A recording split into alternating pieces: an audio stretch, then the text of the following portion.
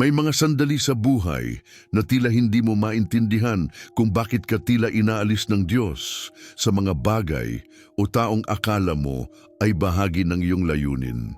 Isang araw, gising ka na lang na may bigat sa dibdib. Mga pintuang dati mong pinupuntahan ay biglang nagsara. Mga taong dati mong kausap ay biglang lumayo. At mga pangarap na dati mong pinanghahawakan ay unti-unting nabubura. Ang puso mo nagtatanong, bakit Panginoon? Bakit mo ako inaalis sa lugar na minsan kong minahal? Ngunit sa mga sandaling iyon, sa katahimikan ng iyong kalungkutan, may tinig na bulong ng langit. Inihihiwalay kita, hindi para parusahan kundi para itaas. Hindi mo pa alam, ngunit ang paghiwalay na iyon ay hindi pagtatapos. Ito ang simula ng mas mataas na pagtawag. Kanduspay na inakla mong na pagkawala ay paghahanda. Kapag tinanggal ng Diyos ang isang bagay, may kapalit na mas dakila, ngunit kailangan mo munang malinis, maubos, at muling mabuo. Maraming beses mong naramdaman na parang pinaparusahan ka. Ngunit ang totoo, pinoprotektahan ka niya mula sa mga hindi nakikitang panganib. Habang ikaw ay umiiyak sa pagkawala, siya ay abala sa pag-aayos ng hinaharap mo, isang hinaharap na hindi babagay sa lumang bersyon mo. Kaya minsan, kailangang maramdaman mo ang pag-iwan upang matutunan mong umasa. Kailangang mawalan ka upang maunawaan mong siya ang tunay na nagbibigay. Ang mga pintuang isinara niya ay hindi pagkakait, kundi direksyon. Ang mga taong inalis niya ay hindi kaparusahan, kundi paglilinis. At ang mga luha na inakala mong walang saysay ay binibilang niya dahil iyon ang binhi ng bagong yugto ng iyong buhay. Hindi lahat ng paghiwalay ay masakit dahil masama. May mga paghiwalay na banal. Ang Panginoon ay naglalagay ng hangganan, hindi upang itapon ka, kundi upang italaga ka. Kapag inihihiwalay ka ng Diyos, hindi ka nawawala, ikaw ay itinatangi. Habang ang iba ay kumakapit sa kung ano ang lumang kilala nila, ikaw ay tinatawag upang yakapin ang hindi pa nakikita. Ito ang dahilan kung bakit ka tinanggal sa mga lugar kung saan hindi na sapat ang pananampalataya mo, dahil nais ng Diyos na ipakita sa iyo na hindi mo kailangang manatili sa luma para maranasan ang bago. At marahil ngayon, habang pinapanood mo ito, nasa gitna ka ng paghihiwalay na iyon. Hindi mo maintindihan kung bakit tila lahat ay nagbabago, kung bakit ka inilalayo sa mga taong mahal mo, kung bakit hindi na gumagana ang mga dating paraan. Ngunit pakinggan mong mabuti, hindi ito pagtatapos. Ito ay paglalakbay patungo sa mas mataas na layunin. Dahil kapag sinabi ng Panginoon, inihihiwalay kita para sa higit na dakilang bagay, hindi mo kailangang mangamba sapagkat ang Diyos na naghihiwalay ay siya ring Diyos na magtataas. Ang salitang ito, inihihiwalay kita para sa higit na dakilang bagay, ay hindi lamang pahayag ng kagandahan kundi deklarasyon ng layunin. Sa banal na kasulatan, madalas gamitin ng Diyos ang paghihiwalay bilang simula ng isang bagong kabanata ng biyaya. Isipin si Jeremias. Bago pa siya isilang, sinabi ng Diyos, bago kita inanyuan sa sinapupunan, kilala na kita. At bago ka lumabas sa sinapupunan, itinalaga na kita. Jeremias 1:5. Ang paghihiwalay dito ay hindi paglayo mula sa pagmamahal, kundi tanda ng pagkakapili. Isang tanda ng pagtatalaga para sa isang misyon na lampas sa pangkaraniwan. Sa mga panahong yon, ang propeta ay takot, kabado. Marahil gaya mo ngayon, nag-aalangan sa bigat ng tawag ng Diyos. Ngunit sinabi sa kanya, huwag kang matakot, sapagkat ako ay sumasa iyo. Ang Diyos ay hindi basta kumikilos sa gulo. Siya ay Diyos ng layunin. Kapag inihiwalay ka niya, ibig sabihin may plano siyang hindi kakasya sa luma mong anyo. Ang paghihiwalay ay simbolo ng proseso, isang espiritual na pagpipino. Itulad ng gintong dinadaan sa apoy, ang kaluluwa ay kailangang dumaan sa init ng pagsubok upang maihiwalay ang dumi mula sa dalisay. Kaya kapag nakararanas ka ng pagkawala, huwag agad isipin na iniwan ka ng Diyos. Maaaring siya mismo ang nag-alis sa iyo mula sa lugar na maglilimita sa paglago mo. Tingnan ang buhay ni Abraham. Sinabi ng Diyos sa kanya, lumabas ka sa iyong lupain, sa iyong mga kamag-anak at sa bahay ng iyong ama patungo sa lupain na ituturo ko sa iyo. Genesis 12:1. Sa unang tingin, ito ay tila utos ng pag-abandona, iwan ang lahat. Sumunod ng walang kasiguraduhan. Ngunit sa katotohanan, iyon ay simula ng dakilang pangako, ang pagtatatag ng isang bayan, isang tipan at isang pananampalataya na tatagal magpakailanman. Ang paghihiwalay kay Abraham ay hindi pagputol ng koneksyon. Ito ay paghahanda sa pagpapalawak. Ganoon din ang ginawa ng Diyos kay Moises. Siya ay inalis mula sa palasyo ng Ehipto upang mamuhay sa ilang, malayo sa karangyaan, sa katahimikan ng disyerto. Doon, sa lugar ng kalungkutan, siya tinuruan ng Diyos kung ano ang tunay na awtoridad at kababaang loob. Ang taong minsang may lakas ng loob na pumatay sa Ehipsyo ay naging lingkod na marunong lumuhod. Ang hiwalayan ng Diyos ay hindi pagkasira ng plano. Ito ang daan patungo sa kabanalan. Kung titingnan mo ang buong kasulatan, makikita mo ang parehong huwaran, laging may paghihiwalay bago ang kadakilaan. Si David, bago maging hari, ay inalis sa palasyo at nagtago sa mga kuweba.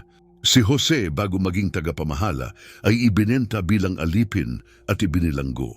Si Daniel, bago maging tagapayo ng hari, ay dinala bilang bihag. At higit sa lahat, si Jesus mismo, bago ang kanyang tagumpay sa krus, ay inihiwalay sa kanyang mga alagad, nagdusa sa Getsemani at nagdasal ng mag-isa. Ang paghihiwalay ay hindi kailanman tanda ng pagkatalo. Ito ay marka ng pagkakatalaga. Ngayon, kapag naririnig mong sinasabi ng Diyos, inihihiwalay kita, isipin mong hindi ka tinatanggal, kundi tinatayo. Kapag ang mga kaibigan ay lumayo, kapag ang mga pinto ay nagsara, kapag ang mga pangarap ay tila naupos, baka hindi iyon aksidente. Baka iyon ang paraan ng Diyos ng pagsasabing hindi ka nababagay sa luma dahil nilikha kita para sa bago. Ang kanyang paghihiwalay ay isang banal na pag-uukit. Tinatanggal niya ang hindi kailangan upang makita ang tunay mong anyo.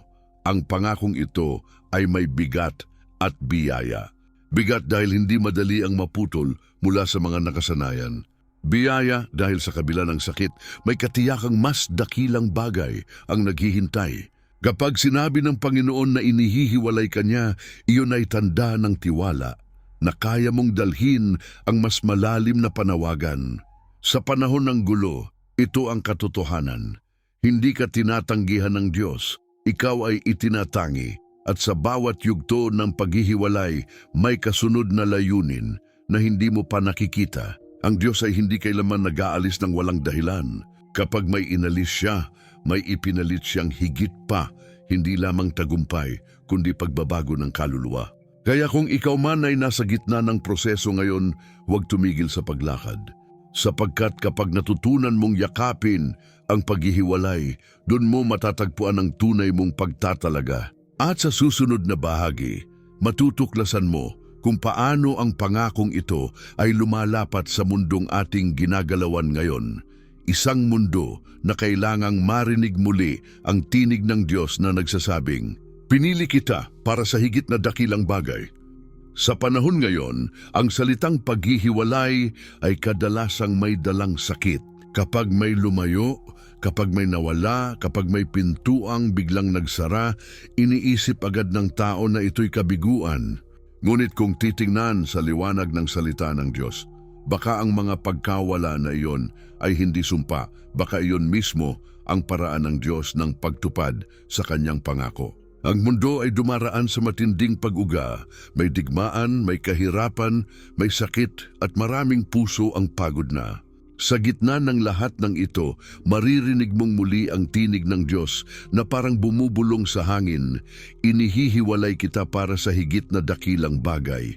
Hindi mo kailangang mangamba kung bakit nagbabago ang lahat.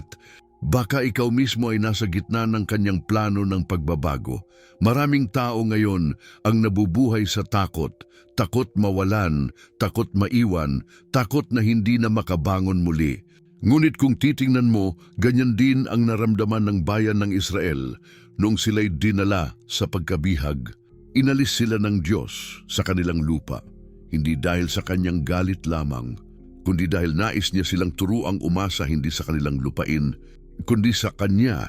Sa panahon ng pagkatapon, doon nila natutunang manalangin ng totoo. Doon nila nakilala ang Diyos hindi bilang alamat, kundi bilang Ama.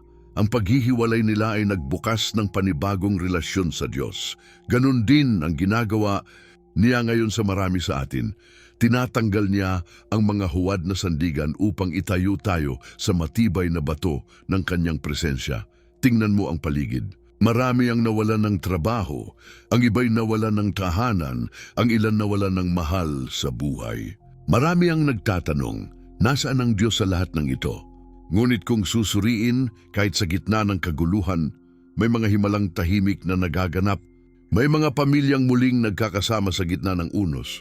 May mga pusong natutong manalangin sa gitna ng kawalan. May mga kaluluwang natutong tumingin pa itaas dahil wala ng ibang masasandalan. Kapag winasak ng mundo ang lahat ng inaasahan mo, doon nagsisimulang ipakita ng Diyos ang kanyang katapatan. Ang mga krisis ngayon ay hindi lamang suliranin ng ekonomiya. Ito ay paalala na tayo ay nililinis, hinuhubog at inihahanda para sa isang bagay na higit pa. Gaya ng isang palay na kailangang ihiwalay sa ipa upang maging bigas, ganun din tayo. Ang proseso ay masakit, ngunit sa dulo ang resulta ay dalisay. Marahil kaya ka tinanggal sa trabahong akala mo'y panghabang buhay. Dahil nais ng Diyos na itanim ka sa lugar kung saan ikaw ay mamumunga. Marahil kaya ang ilang tao ay inalis sa buhay mo dahil sila'y hindi kayang dalhin ang bigat ng susunod mong yugto.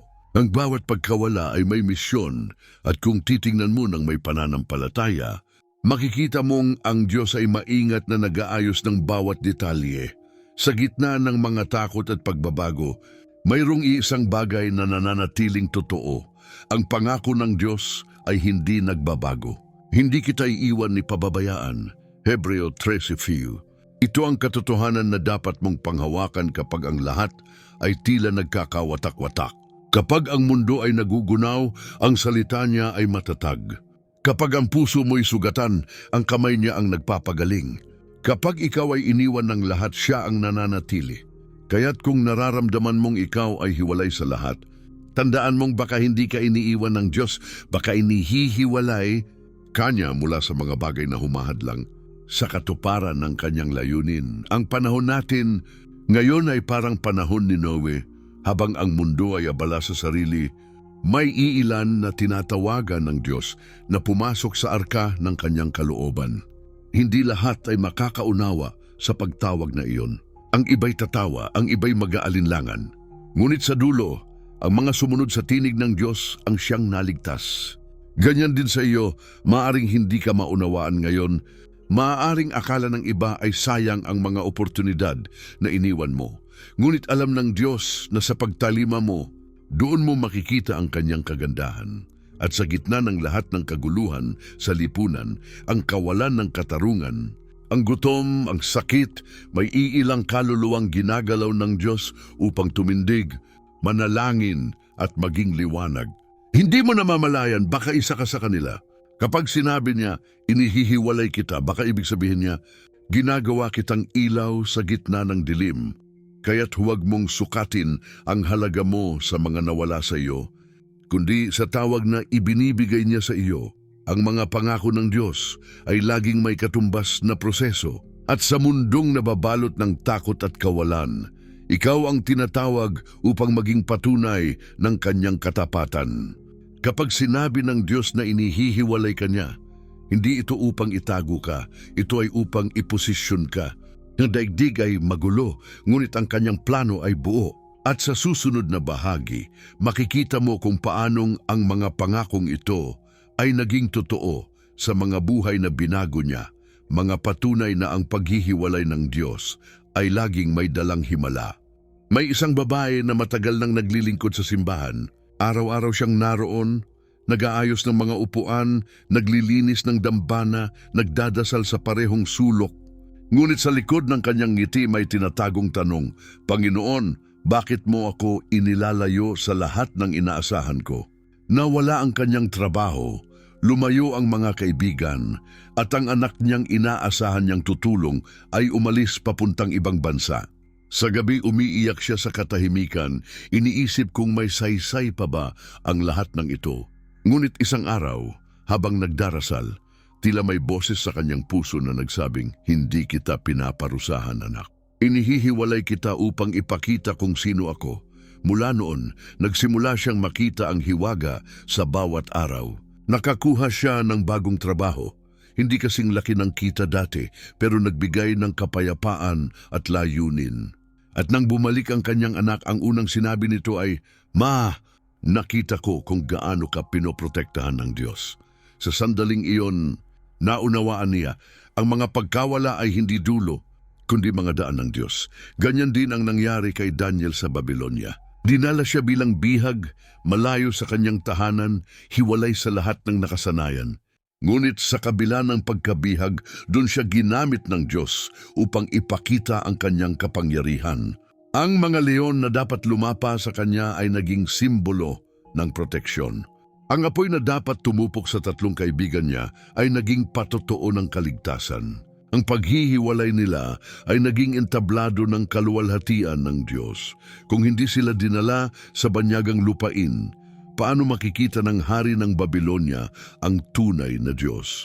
Kung hindi ka inihiwalay sa pamilyar mong lugar, paano ka makakakita ng mas malawak na biyaya? May isa pang kwento ng isang lalaki na nawalan ng lahat sa isang iglap, trabaho, tahanan, tiwala ng mga tao. Tinawag siyang pabigat, iniwan ng mga kaibigan at halos mawalan ng pag-asa. Ngunit sa gitna ng lahat ng iyon, nagsimula siyang maglakad tuwing gabi, dala ang lumang Biblia ng kanyang ama. Sa isang pahina nabasa niya, "Ang Diyos, ang aking kanlungan at kalakasan, handang saklolo sa oras ng kagipitan." Awit 6:1. Doon siya nagsimulang bumangon. Unti-unti, nakahanap siya ng maliit na hanap buhay at sa halip na sumuko, ginamit niya ang kanyang karanasan upang tumulong sa iba. Ngayon, siya na ang nagbibigay ng trabaho sa mga nawalan ng pag-asa. Ang dating inalis ay itinayo muli, mas matatag, mas mapagkumbaba, mas malapit sa Diyos. Sa Biblia, paulit-ulit na ipinapakita ng Diyos na ang kanyang mga pangako ay buhay sa gitna ng mga luha. Si Jose, na itinakwil ng mga kapatid, ay naging daan ng kaligtasan ng kanilang pamilya. Kung hindi siya itinapon sa balon, hindi siya makarating sa palasyo. Si David, na tumakas sa mga kuweba, ay naging hari. Kung hindi siya itinaboy, hindi niya matututunang umasa sa Diyos sa bawat laban. Ang hiwalayan ay hindi pagkatalo, ito ay proseso ng pagtatalaga. At sa bawat yugto ng sakit, may binubuo siyang bago. Sa modernong panahon, libu-libong patotoo ang nagpapakita ng parehong pattern. Isang ina na iniwan ng asawa, ngunit natagpuan ang panibagong lakas sa pananalig. Isang kabataang naligaw sa bisyo, ngunit sa isang gabi ng pag-iyak, narinig ang tinig ng Diyos at nagbago ang landas. Isang manggagawang inalis sa trabaho, ngunit doon niya natutunan ang kahulugan ng Jehovah Jireh, ang Diyos na naglalaan. Ang lahat ng ito ay patunay, kapag inihiwalay ka ng Diyos, hindi ka iniiwan, inaangat ka niya sa panibagong antas ng pananampalataya. Sa bawat patotoo, makikita mo ang parehong kamay na kumikilos. Hindi ito kamay ng kaparusahan, kundi kamay ng paghubog. Ang mga tao ay makikita mong dinala sa gitna ng bagyo, ngunit doon nila naranasan ang katahimikan ng kanyang presensya. Kapag ang mundo ay nagulo, siya ay nananatiling matatag. At sa bawat kwento ng pagbangon, may iisang tema. Ang mga taong inihiwalay ng Diyos ay ang mga ginamit niya ng pinakamatindi. Ang isang kabataang babae ay nagpatotoo sa simbahan. Noong una, akala ko pinapabayaan ako ni Lord, pero nang mawalan ako ng lahat, doon ko nakita na siya lang pala ang tunay na kailangan ko. Sa kanyang mga mata, may liwanag ng kapayapaan na hindi galing sa mundo. Ang kanyang dating luha ng kawalan ay naging patak ng pasasalamat. At habang pinakikinggan siya ng mga tao, maraming puso ang napukaw sapagkat sa kanyang boses, Naroon ang katotohanan ng pangako. Kapag inihiwalay ka ng Diyos, iyon ay dahil may mas mataas siyang layunin sa iyo. Marahil ikaw din ay nasa yugto ng paghihiwalay ngayon. Nalilito, nasasaktan, nag-iisa. Ngunit kung titignan mo ang mga kwentong ito, makikita mong walang sino man ang inalis ng Diyos ng walang dahilan. Ang bawat luha ay may kabayaran. Ang bawat pagkawala ay may kapalit na himala. Kapag pinili ng Diyos na itabi ka, ibig sabihin, may itinatalaga siyang hindi pa kaya ng iba. Ang iyong pananahimik ay paghahanda. Ang iyong paghihintay ay binhi ng bagong tagumpay. Kaya't sa sandaling maramdaman mong tila nilalayo ka ng Diyos, huwag kang magtaka. Baka iyon na mismo ang sagot sa iyong panalangin. Baka hindi niya binabawi ang pangarap mo. Baka inaayos niya ito sa paraang hindi mo pa maunawaan. At habang patuloy mong pinanghahawakan ng kanyang salita, tandaan mo ito, ang mga taong inihiwalay ng Diyos ay ang mga magiging daluyan ng kanyang kaluwalhatian. Ang mga kwentong kanilang tiniis ay magiging liwanag ng pag-asa sa iba. At sa susunod na bahagi, makikita mo kung paanong ang lahat ng ito ay bahagi ng mas malawak na plano. Isang plano na nag-ugat sa mga propesya at umaabot hanggang sa hinaharap ng sanlibutan. Kapag sinabi ng Diyos, inihihiwalay kita para sa higit na dakilang bagay, hindi lamang ito pahayag ng personal na pag-asa. Ito ay bahagi ng plano ng langit na lumalampas sa iyong panahon. Sa Biblia, ang bawat paghihiwalay ay may koneksyon sa isang propesyang naghahayag ng kilos ng Diyos sa kasaysayan. Ang paghihiwalay ni Abraham ay nagbukas ng daan para sa bayan ng Israel. Ang pagtatalaga ni Moises ay naglatag ng daan para sa kaligtasan sa ilalim ng kautusan. Ang pagpili kay Maria ay naghatid ng katuparan ng mensahe ni Isaias. Narito, ang dalaga ay magdadalang tao at manganganak ng isang anak na lalaki. Lahat ng ito ay pinag-ugnay-ugnay sa iisang layunin. Ipakita na kapag ang Diyos ay nagtatabi ng kanyang mga pinili, may galaw siya na nakakaapekto sa buong mundo. Ngayon, tayo ay namumuhay sa panahong tila binabaligtad ng Diyos ang lahat. Ang mga bansa ay nag-aaway, ang mga ekonomiya ay yayanig, at ang kalikasan ay parang sumisigaw ng sakit. Ngunit kung babalikan mo ang mga propeta, makikita mong hindi ito bago. Sa Joel 2:28 sinabi ng Panginoon, sa mga huling araw, ibubuhos ko ang aking espiritu sa lahat ng tao. Ibig sabihin, bago dumating ang ganap na paghatol, may panahon ng paghahanda, isang panawagan sa mga itinalaga ng Diyos na magising. At marahil ikaw ay isa sa kanila. Hindi mo alam kung bakit ka biglang napalayo sa dati mong buhay, ngunit sa katotohanan, ikaw ay inihihiwalay ng Diyos hindi lamang para sa sarili mong kaligtasan, kundi para maging bahagi ng kanyang huling kilusan ng liwanag sa lupa.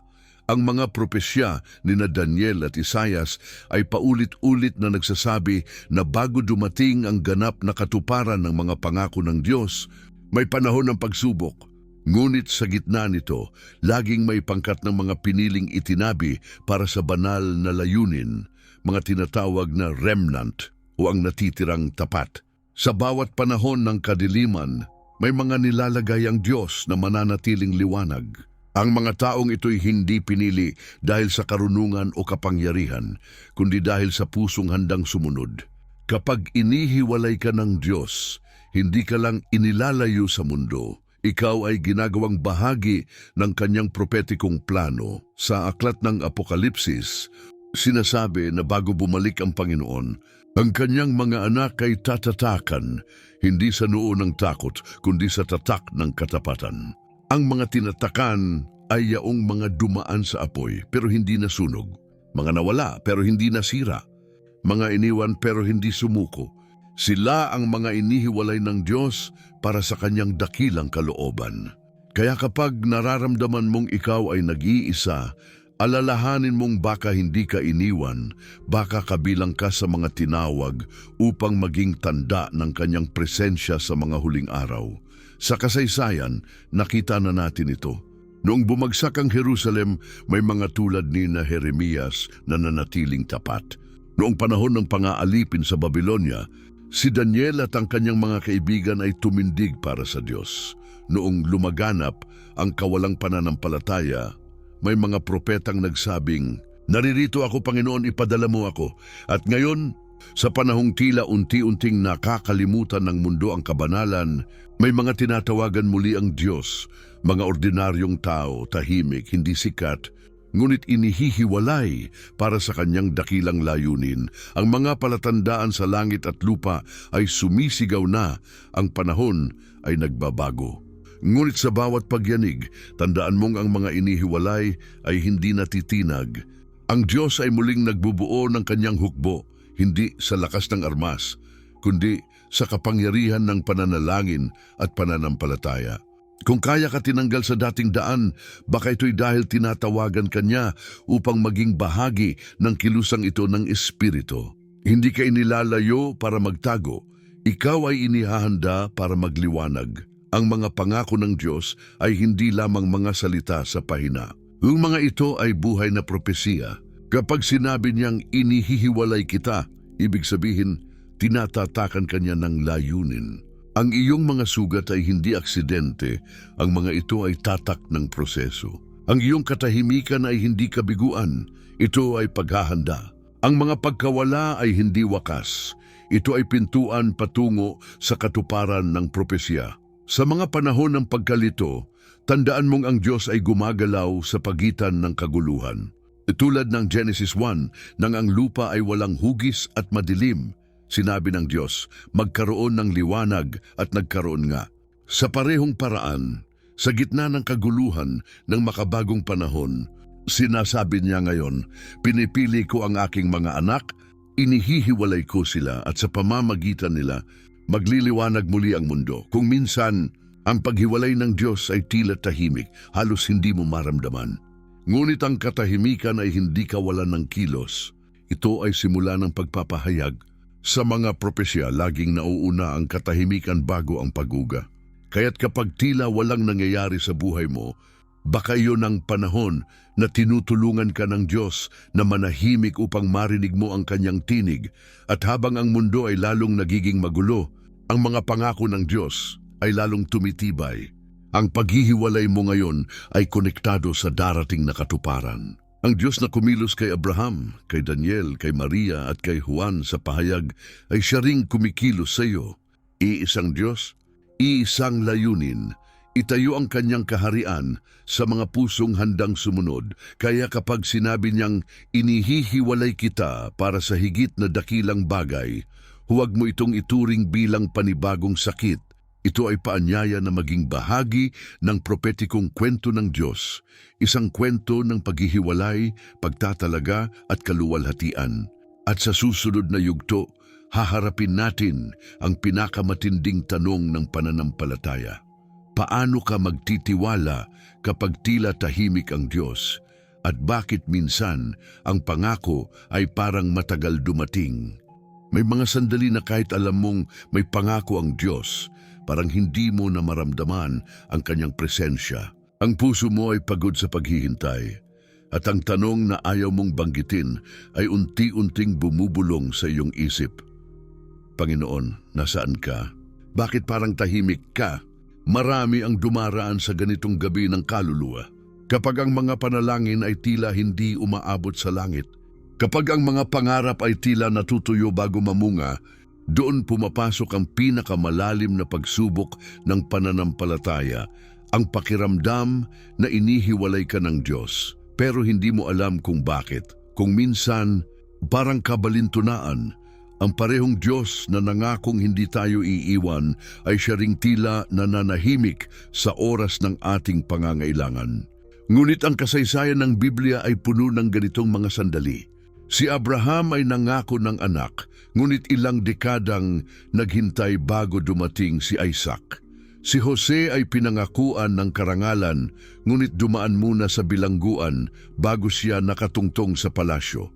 Si David ay pinahiran bilang hari, ngunit matagal na nagtago sa mga kuweba bago nakaupo sa trono. Ang katahimikan ng Diyos ay hindi tanda ng kanyang kawalan.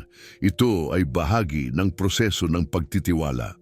Marahil ikaw ay katulad nila. May mga pangakong matagal mo nang hinahawakan, ngunit habang tumatagal, parang lalo itong lumalayo. Bawat araw ng paghihintay ay parang tinik sa dibdib. Nais mong sumigaw, bakit Panginoon? Hindi ba't ikaw ang nagsabi? Ngunit ang sagot ng langit ay nananatiling payapa. Ang aking oras ay hindi oras mo, sapagkat sa likod ng bawat delay may layunin. Ang Diyos ay hindi kailanman nahuhuli. Gumagalaw siya ayon sa kalendaryo ng walang hanggan. Kapag minamadali mo ang kanyang plano, nawawala ang kabuuan ng himala.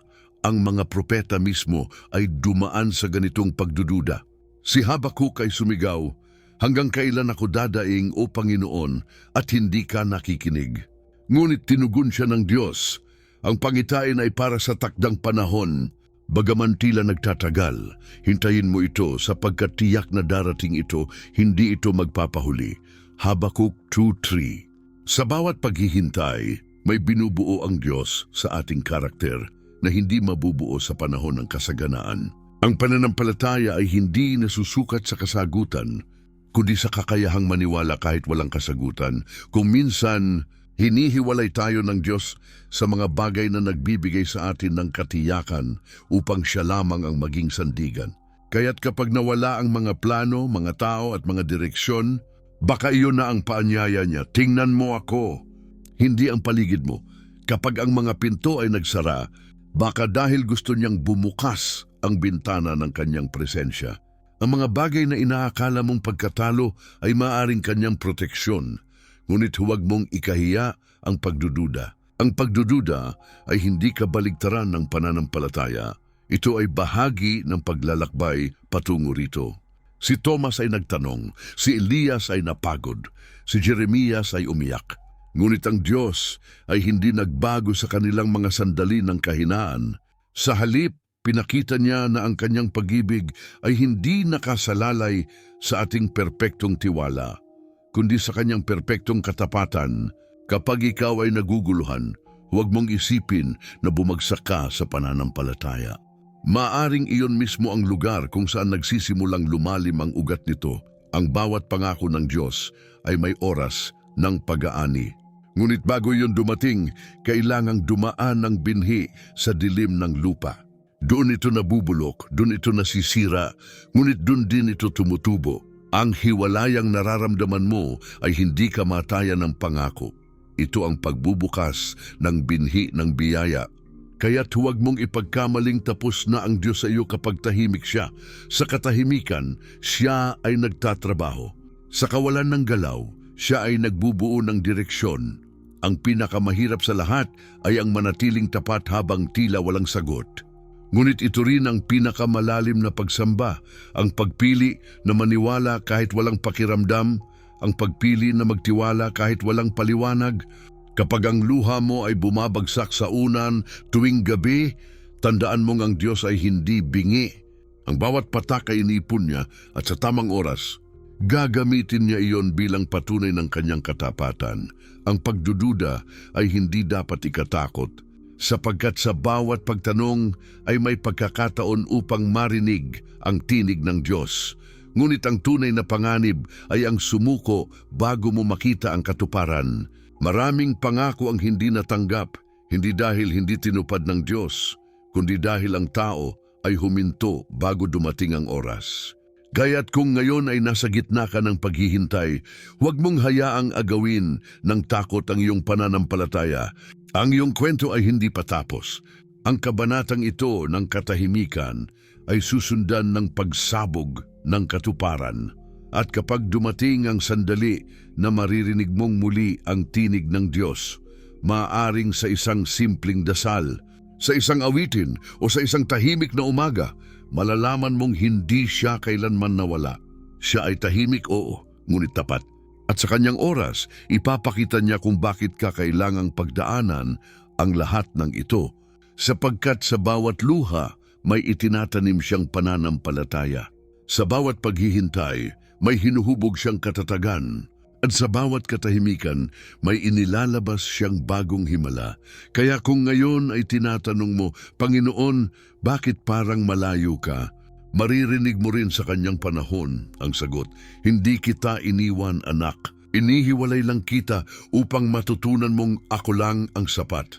Sa susunod na bahagi, matutuklasan mo kung paano isabuhay ang pangakong ito sa araw-araw, kung paano mo hahawakan ng may tapang ang katotohanan kahit tahimik ang Diyos, siya ay patuloy na kumikilos.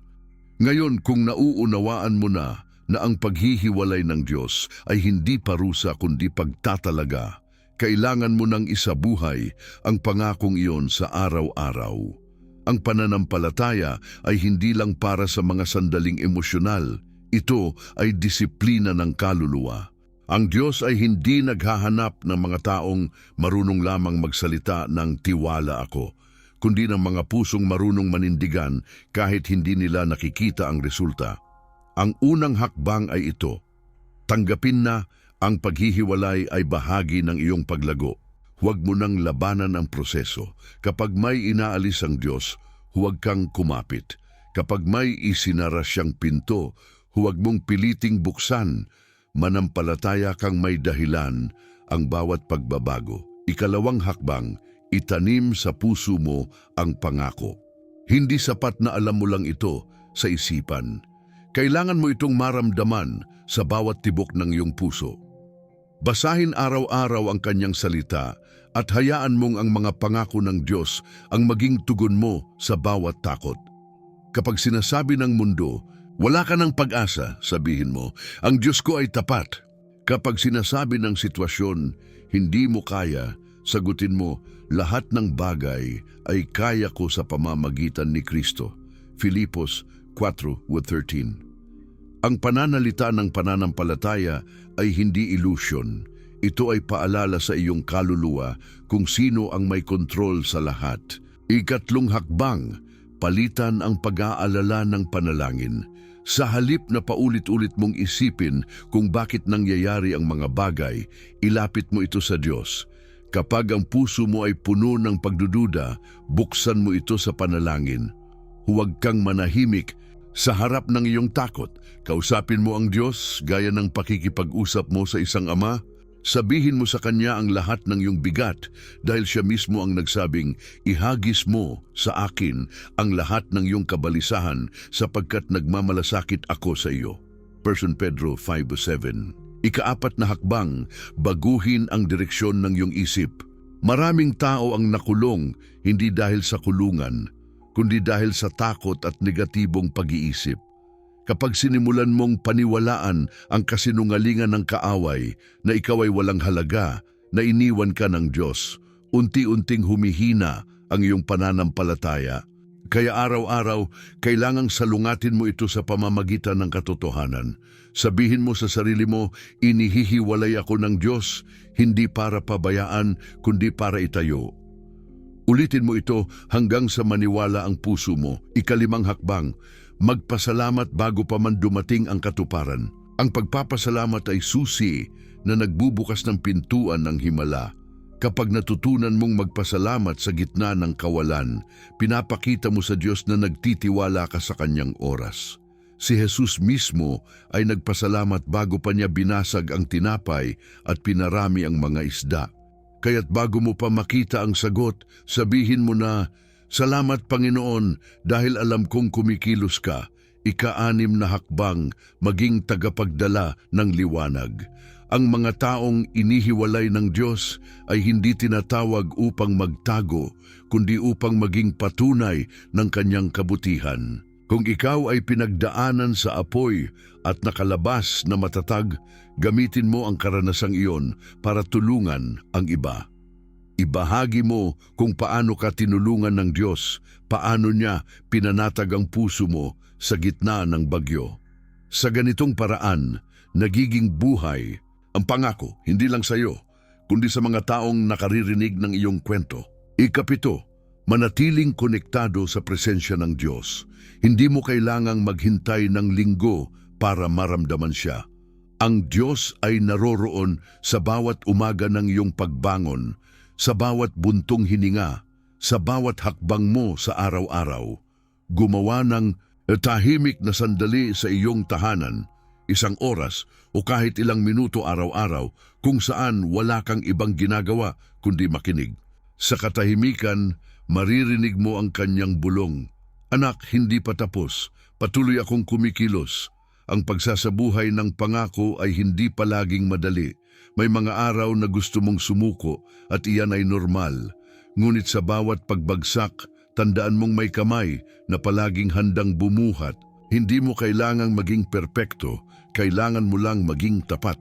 Ang mga taong tunay na lumalago ay hindi yaong hindi nagkakamali, kundi yaong bumabangon sa bawat pagkadapa at patuloy na nagtitiwala. Kung minsan, mararamdaman mong walang nagbabago. Parang paulit-ulit lang ang mga problema. Pero ang katotohanan ay habang ikaw ay nananatiling matatag, may binabago ang Diyos sa loob mo. Habang natututo kang maghintay, pinatatag niya ang iyong ugat. Habang natututo kang magpatawad, pinalalawak niya ang iyong puso. Habang patuloy kang sumusunod kahit walang paliwanag, pinipino niya ang iyong pananampalataya. Subukan mong isabuhay ang pangakong ito ng may disiplina. Gumising tuwing umaga at ipahayag, "Ako ay inihiwalay ng Diyos para sa higit na dakilang bagay." Gawin mo itong panata. Sa bawat desisyon, itanong mo, ang hakbang bang ito ay magdadala sa akin palapit sa Diyos o palayo sa Kanya? Kung palapit, gawin mo. Kung palayo, bitawan mo.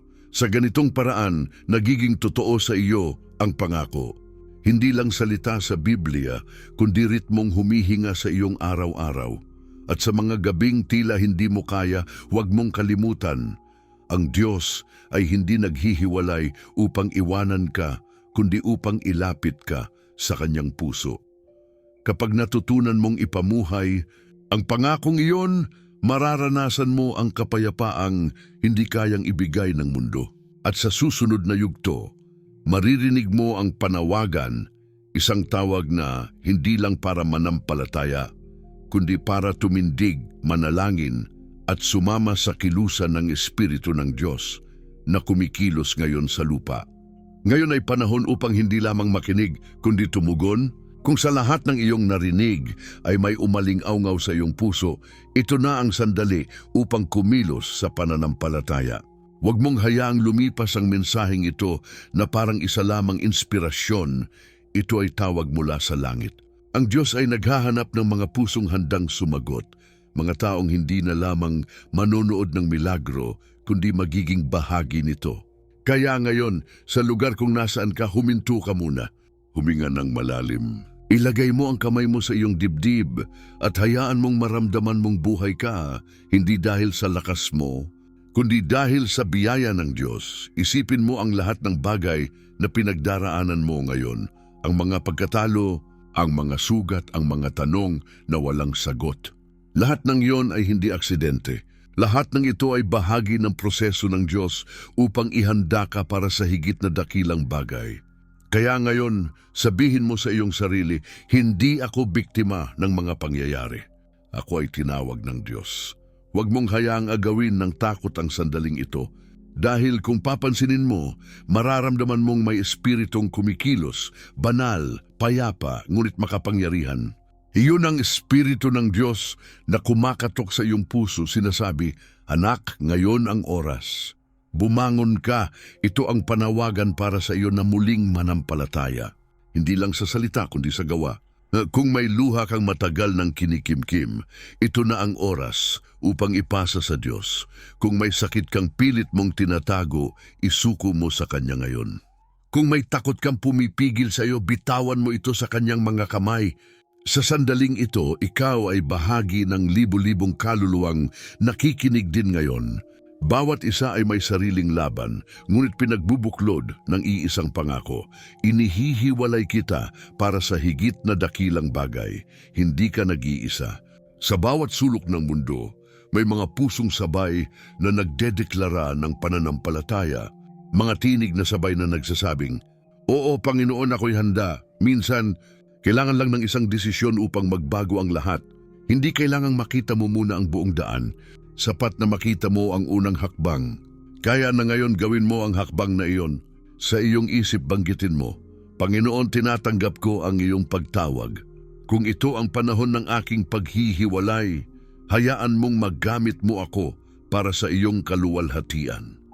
Kapag binigkas mo ito ng tapat, mararamdaman mong parang may bigat na nawala sa iyong dibdib. Yun ay hindi imahinasyon, yun ang kapangyarihan ng pagsuko. Ngayon, isara mo ang iyong mga mata, hayaang manahimik ang iyong paligid. Pakinggan mo ang tibok ng puso mo. Iyan ang patunay na may plano pa ang Diyos sa iyong buhay. Sa katahimikan, sabihin mo sa Kanya, Panginoon, gamitin mo ako. Linisin mo ako. Inihihiwalay mo ako hindi para sa kapahamakan, kundi para sa katuparan ng iyong layunin. Habang binibigkas mo ito, isipin mong libu-libong iba pa ang gumagawa ng parehong panalangin. Isang dagat ng mga kaluluwang sabay-sabay na nagsusuko sa Diyos, bumubuo ng alon ng pananampalataya na kumakalat sa buong mundo. Kung mayroon kang bagay na kailangang isuko, takot, galit, kasalanan o sakit, ilagay mo ito sa iyong isip ngayon. Ilarawan mong inilalapag mo ito sa paanan ni Jesus. Walang lihim na hindi niya alam, walang bigat na hindi niya kayang buhatin. Sabihin mo, Panginoon, ito po ako. Wala na akong ibang kayang gawin. Gamitin mo ako ayon sa iyong kalooban. Sa pagbitaw mo, may palayang nangyayari, palayang hindi mo mabibili, palayang galing sa presensya ng Diyos. Hindi mo kailangang maging perpekto bago lumapit. Ang Diyos ay hindi naghahanap ng walang dungis, kundi ng pusong handang tumugon. Kaya kahit gaano pa karami ang pagkakamali mo, kahit ilang beses ka nang nadapa, tanggapin mong muli ang biyaya niya ngayon. Ang iyong kasaysayan ay hindi hadlang sa plano ng Diyos. Ito ay patunay ng kanyang habag. Sa bawat galos ng iyong buhay, may kwentong binubuo ang langit. Ngayon, itaas mo ang iyong kamay kahit saan ka naroroon. Isang simpleng kilos ng pagsuko, isang tanda ng pagtitiwala. Sabihin mo sa Diyos, naririto ako, Panginoon. Huwag mong hayaang masayang ang aking paghihiwalay. Gamitin mo ito upang makita ng mundo na ikaw ay buhay. Habang sinasabi mo ito, isipin mong bumubukas ang langit sa ibabaw mo at bumababa ang liwanag ng presensya niya. Maririnig mo sa iyong espiritu ang bulong, Anak, ito ang simula. Sa araw na ito, ibinubuhos ko sa iyo ang aking biyaya. Ngayon ay panahon ng desisyon, hindi bukas, hindi sa ibang araw. Ngayon, ang mga pangako ng Diyos ay para sa mga pusong kumikilos sa tamang oras. Kaya kung nararamdaman mong tinatawagan ka niya, huwag mo nang ipagpaliban. Sabihin mo sa iyong sarili, ito na ang araw ng aking pagsuko. Hindi na ako babalik sa dati. Ang paghihiwalay na minsan ay nagdulot ng sakit, ngayon ay magiging simula ng iyong panibagong layunin. At habang sabay-sabay nating itinataas ang ating mga puso sa Diyos, maririnig mo sa hangin ang iisang panawagan, bumangon ka dahil may higit na dakilang bagay na inihanda ko para sa iyo. Sa susunod na sandali, hahantong tayo sa isang panalangin ng kapangyarihan at pag-asa. Isang panalangin na magpapatibay sa lahat ng pangakong ito at magbubukas ng bagong kabanata sa iyong buhay. Isara mo ngayon ang iyong mga mata, hayaang tumahimik ang paligid mo. Huminga ng malalim at ilagay ang iyong kamay sa iyong dibdib. Sa sandaling ito, kalimutan mo muna ang lahat ng problema, lahat ng alalahanin, lahat ng iniisip mong imposibleng baguhin. Tayo ay lalapit sa presensya ng Diyos, hindi bilang mga perpektong nilalang, kundi bilang mga anak na sabik muling yakapin ng Ama. Sabihin mo sa iyong puso, Panginoon, naririto ako, Ama naming Diyos, sa sandaling ito, kami ay lumalapit sa iyo nang may pagpapakumbaba. Kami ay pagod, marumi at madalas walang lakas. Ngunit sa iyong salita, sinabi mo, inihihiwalay kita para sa higit na dakilang bagay.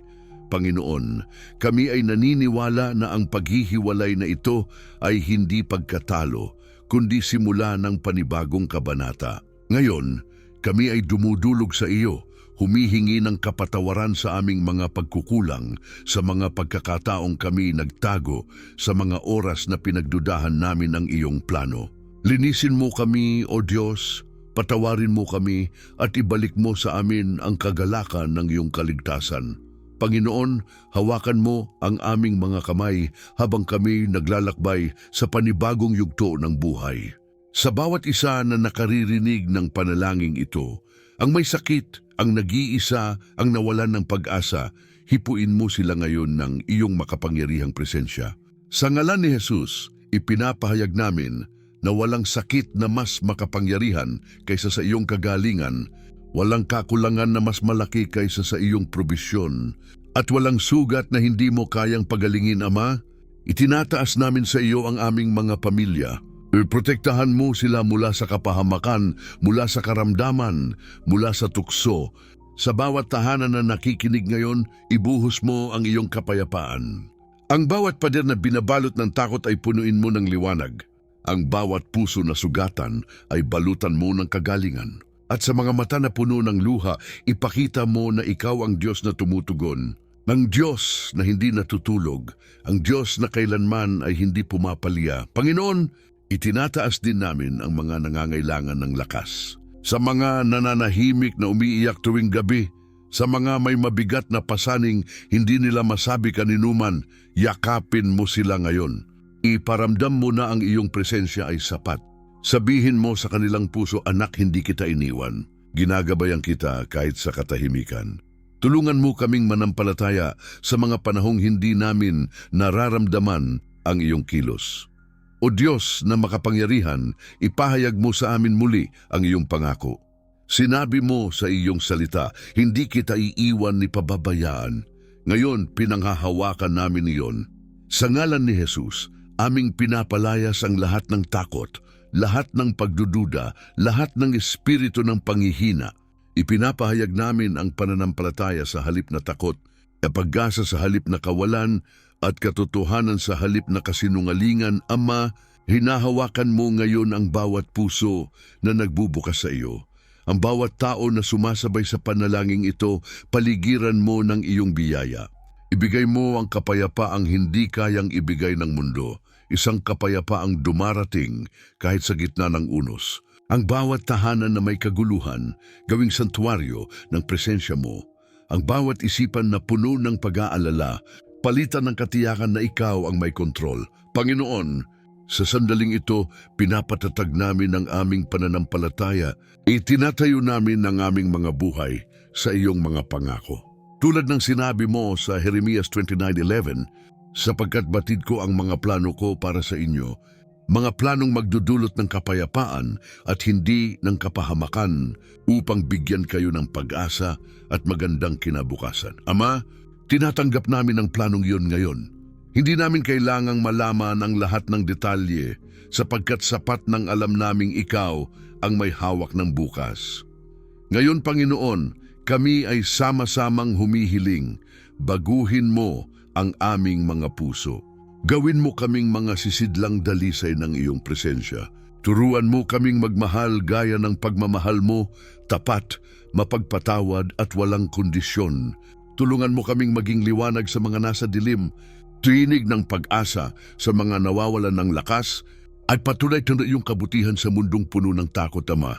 Ngayon ay ipinapahayag namin, kami ay iyo, ang aming pamilya ay iyo, ang aming mga plano ay iyo, ang aming kinabukasan ay iyo. Itinatagpo namin sa iyong paanan ang lahat ng aming pinanghahawakan, sapagkat alam namin kung nasan ka, wala kaming dapat katakutan. At sa huling sandaling ito ng panalangin, kami ay nagkakaisa bilang iisang katawan, iisang pananampalataya, iisang tinig.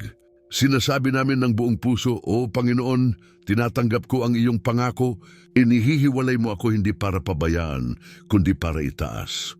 Ako ay sa iyo, at ang buhay ko ay para sa iyong kaluwalhatian.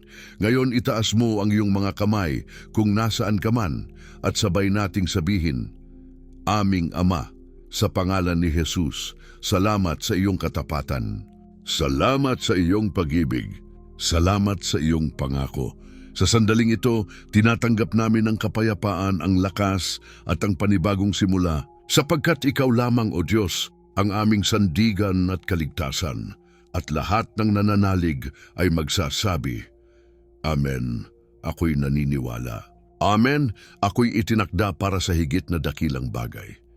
Tahimik ngayon ang paligid at sa katahimikang ito, maririnig mo ang banayad na tinig ng Diyos na bumubulong. Hindi ako nagkukulang. Ang panalangin mong kanina ay hindi napunta sa hangin, umakyat ito sa langit at narinig ng Diyos bawat salita, bawat buntong hininga, bawat luha. Sa mga sandaling tulad nito, gusto ng Diyos na maramdaman mong ligtas ka sa kanyang mga kamay. Ang mundo ay maaaring magbago, ngunit ang kanyang pangako ay hindi nagbabago. Ang puso niya ay tapat at ang mga salita niya ay hindi kailanman bumabalik na walang katuparan. Kung pakiramdaman mo ngayon, may kakaibang kapayapaan na bumabalot sa iyong dibdib. Hindi mo maipaliwanag, ngunit alam mong totoo ito. Iyan ang presensya ng Diyos na nagpapatunay. Anak, kasama mo ako. Sa bawat takot na dati mong pinasan, ngayon ay may katahimikan. Sa bawat pagod na iyong tinaglay, ngayon ay may lakas. Sapagkat kapag ang Diyos ang kumilos, hindi kailangang ipilit ng tao. Takusa siyang gumagawa ng daan kahit sa kawalan. Alalahanin mo ito. Ang Diyos na sumama kay Abraham sa pag-alis mula sa kanyang bayan ay siya ring Diyos na kasama mo ngayon sa bawat hakbang. Ang Diyos na nagligtas kay Daniel mula sa hukay ng mga leon ay siya ring Diyos na nagbabantay sa iyong pagtulog. Ang Diyos na bumuhay kay Jesus mula sa kamatayan ay siya ring Diyos na bumubuhay ng pag-asa sa puso mo ngayon. Hindi siya nagbabago. Ang kapangyarihan niyang nagligtas noon ay siya ring kapangyarihang nagmamahal sa iyo ngayon. Sinabi niya sa Isaiah 41:10, "Huwag kang matakot sapagkat ako'y kasama mo. Huwag kang mangamba sapagkat ako ang iyong Diyos. Palalakasin kita at tutulungan kita. Aalalayan kita ng aking matuwid na kanang kamay." Iyan ang pangako ng Diyos sa iyo. Hindi ito pawang salita lamang. Ito ay kasunduan ng pag-ibig. Kapag sinabi niyang tutulungan ka niya, gagawin niya ito sa tamang oras. Kapag sinabi niyang aalalayan ka niya, mararamdaman mo yun sa paraan na hindi mo inaasahan, sa mga taong darating, sa mga pagkakataong bubukas, sa mga milagro na unti-unting mangyayari. At sa Jeremias 29:11, ipinapaalala niya, "Sapagkat batid ko ang mga plano ko para sa inyo, mga planong magdudulot ng kapayapaan at hindi ng kapahamakan, upang bigyan kayo ng pag-asa at magandang kinabukasan." Huwag mong kalimutan yan sa mga araw na tila walang direksyon ang iyong buhay. Ang Diyos ay hindi naguguluhan. Alam niya kung saan kanya dinadala at bawat liko ng landas mo ay may dahilan. Ang mga tinanggal niya ay mga bagay na hahadlang sana sa kanyang plano. Ang mga ipinagpaliban niya ay mga bagay na alam niyang hindi pa panahon. Ngayon, hayaang lumambot ang iyong puso sa presensya niya. Isipin mong parang ulan na dumarampi sa tuyong lupa ang kanyang pag-ibig. Dati kang natutuyo sa pagod, ngunit ngayon ay muling nabubuhay ang iyong kaluluwa. Dati kang nag-aalala kung paano ka mabubuhay bukas, ngunit ngayon alam mong may Diyos na kumikilos ng tahimik sa likod ng lahat. Ang Diyos ay hindi kailanman natutulog, at ang kanyang mga mata ay hindi nawawala sa iyo kahit sandali. Kaya huwag mong hayaang manumbalik ang takot. Ang mga bagyo ay darating, oo, ngunit sa ilalim ng kanyang proteksyon, ikaw ay ligtas. Kapag may pangamba, alalahanin mo ang kanyang mga pangako. Kapag may duda, balikan mo ang kanyang mga salita. Kapag tila malayo ang katuparan, tingnan mo ang krus, sapagkat doon niya pinatunayan na handa siyang ibigay ang lahat para sa iyo. Ngayon ay panahon upang huminga ng maluwag. Ipagpasalamat mo ang sandaling ito. Hindi dahil lahat ay ayos na, kundi dahil alam mong nasa kamay ng Diyos ang lahat. Ang kapayapaan ay hindi kawalan ng unos, kundi katiyakan na may Diyos sa gitna ng unos. Ang tunay na pag-asa ay hindi dahil nakikita mo ang liwanag, kundi dahil alam mong kahit sa dilim, may gabay na ilaw mula sa langit.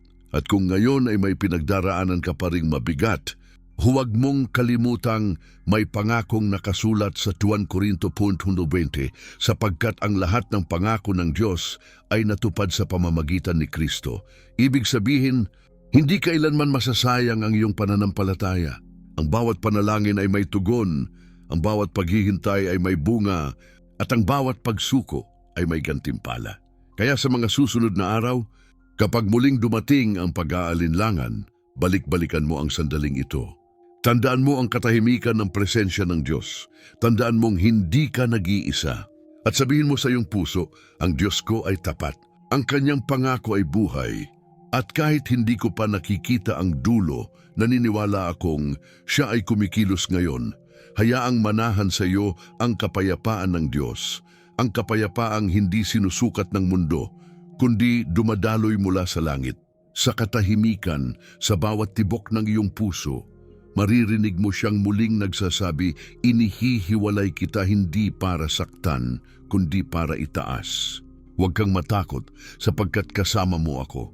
At habang tinatanggap mo ang katotohanan ito, hayaang mapuno ang iyong kaluluwa ng pag-asa. Sapagkat ang Diyos na nagsimula ng mabuting gawain sa iyo ay siya ring tutupad nito hanggang sa wakas. Sa Kanya mo ibigay ang tiwala at sa Kanya mo ipahinga ang iyong puso. Sapagkat sa Kanyang mga kamay, walang luha ang nasasayang at walang pangako ang hindi natutupad. Ngayong natapos mo ang paglalakbay na ito ng pananampalataya, alalahanin mo ang mensaheng bumago sa iyong puso. Ganito ang sabi ng Panginoon, inihihiwalay kita para sa higit na dakilang bagay.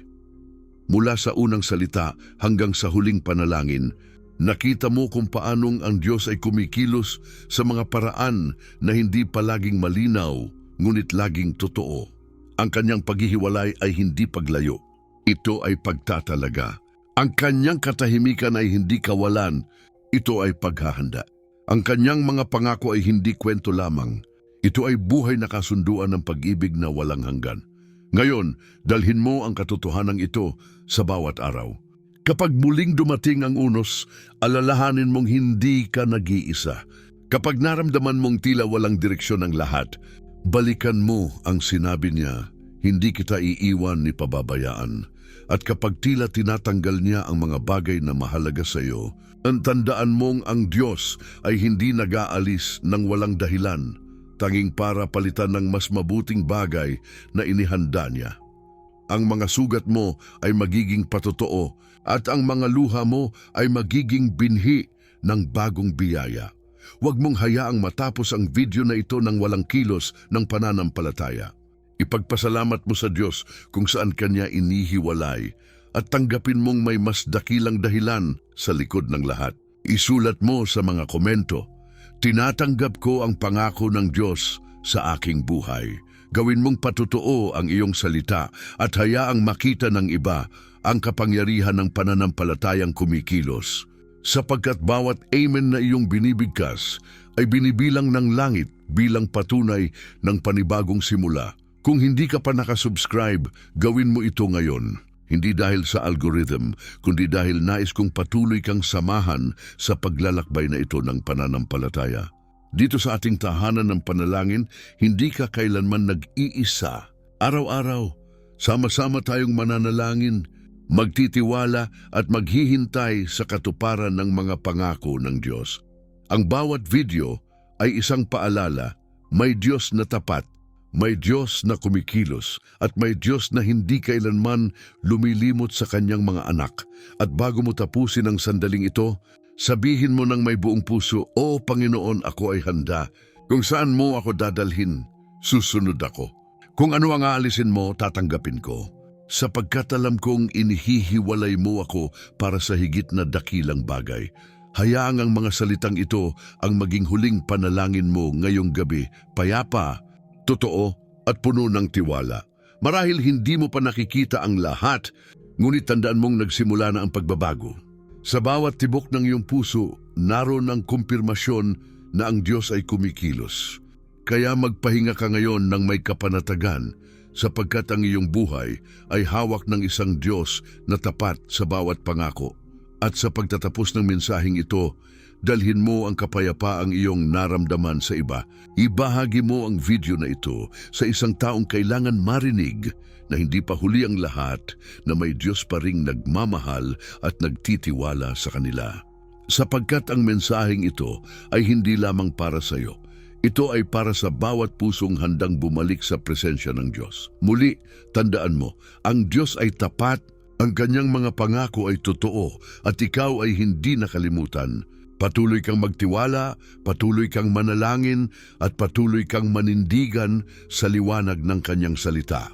Sapagkat ang araw ng katuparan ay darating at kapag dumating iyon, masasabi mong may halaga ang bawat luha, bawat paghihintay, at bawat sandali ng pananampalataya. Hanggang sa susunod na video, manatili ka sa biyaya at kapayapaan ng Diyos. At lagi mong alalahanin, ang Panginoon ay hindi kailanman nagkakamali sa mga taong kanyang inihihiwalay dahil bawat isa sa kanila ay inilaan para sa higit na dakilang bagay.